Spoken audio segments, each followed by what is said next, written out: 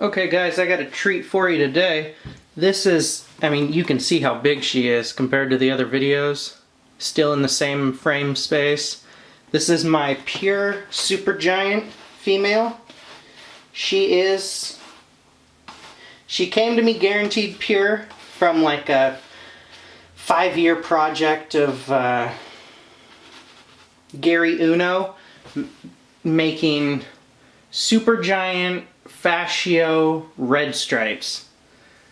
Now, as you can see, she just looks like a normal that's got some tangerine in her, but she does have red stripe genetics. I mean, if you've had enough animals, you can start to see. Let me get my little marking stick.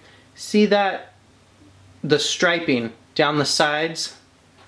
That is red stripe.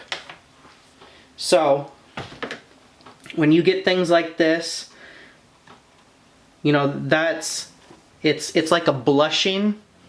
That's red stripe. And so when you turn this animal into like a bold stripe, it becomes a red stripe. And you would get like let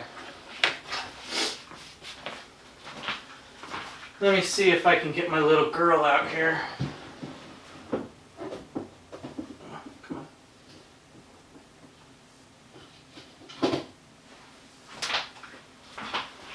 This, of course, is a bell, but that's what you'd get. Now imagine that not albino with just the red striping. And of course, she's trying to make love to my hand because I smell like gecko males. That little lavender red striped bell just loves male geckos. She is a little slut. I'm not afraid to say it.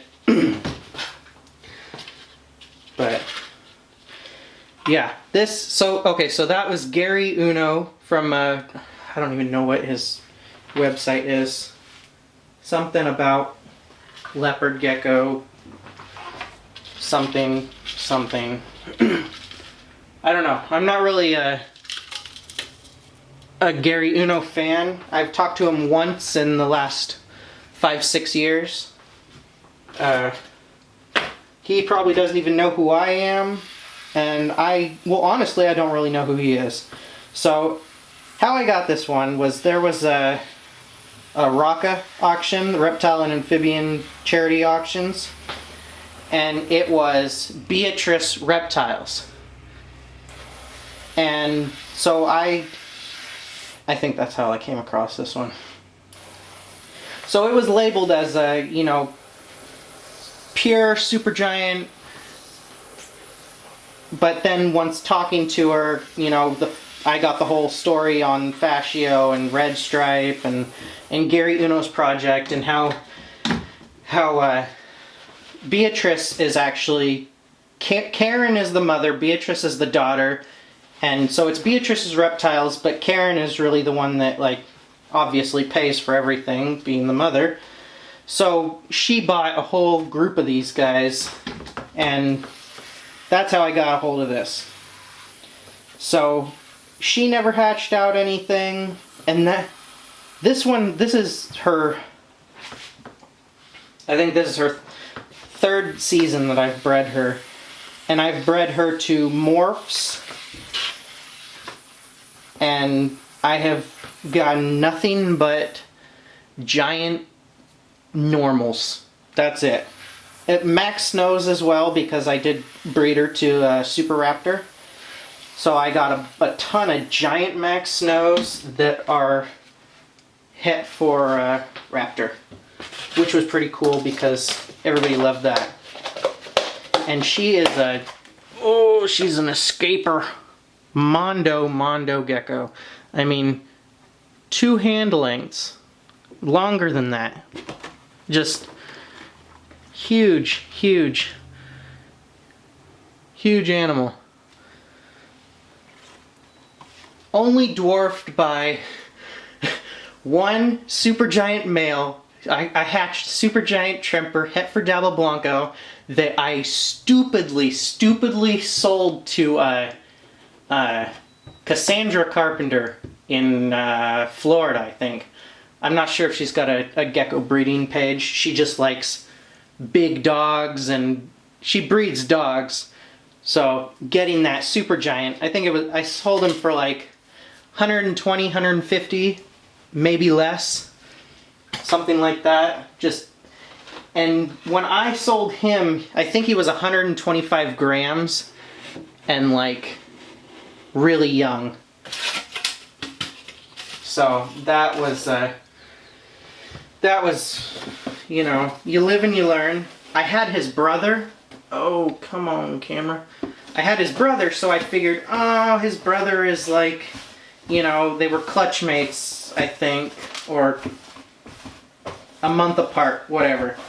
His brother was almost 100 grams, and I thought, oh, well, giant is a, you know, a giant gene. But really, in reality, you can get giants that are 80, 90, 100 grams, but you want to keep those, the biggest ones, for obvious reasons. You know, I believe that giant is an actual gene, but it's also, as of now, has a very big line bred part to it. Because just like with people that breed come on, girl. People that breed pit bulls, you know, you're gonna have big, massive dogs, but then they're also breeding them to be even bigger and more massive and just crazy.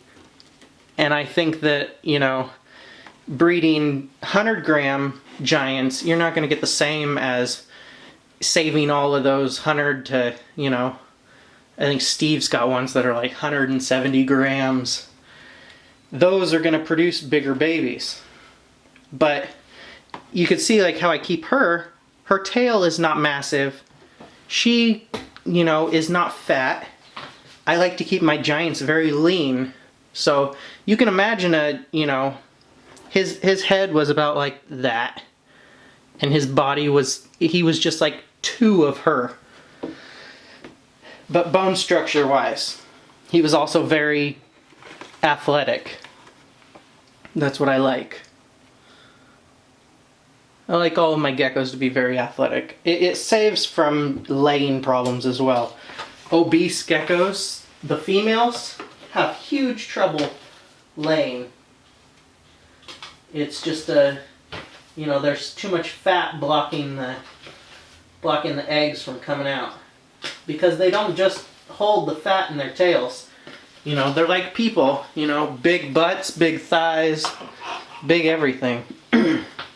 You don't want this channel going down their back, because that means that they've got just like fat accumulating all over them. And as you can see with her, she's got a nice flat back.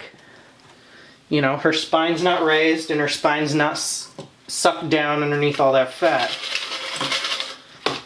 So right here is my ideal super giant size. I mean, she's not huge. She won't ever be. But she's not skinny. And she can eat an adult dubia just fine. So, adult male, not the females, because the females are too wide. But my male supergiants can eat adult females, no problem. And we'll be getting Beast back this fall from Brian at Zugai Geckos, so that's gonna be amazing. I'll do more videos of him. I know there's no videos of him because I quit doing the Thor Gecko channel. So we'll be getting a lot more videos, and I'd like to do videos like this where I talk about the morphs and just like the genes that I have. I mean, I know there's tons of people that have, you know, more animals or different animals, and you guys should check out everybody. But double check your information, because there's a lot of wrong information out there. And if you ever have questions, you know, you can check out archived Late Night Leos episodes or call in and ask. You know, there's, on any given show, we've got, you know, 5 to 10 actual experts that are there listening in on the show, in the chat room. They can give advice and tell you what's up, and you know, everything from medicine to morphs and morph history. There's a lot of people that really enjoy the history of the animals and not just, you know, regurgitating what somebody else said. There's a lot of people that have been there, and there's a lot of people that have done it, you know. So hope you guys enjoyed the video, and I know this one's pretty long, but she's cool and worth it.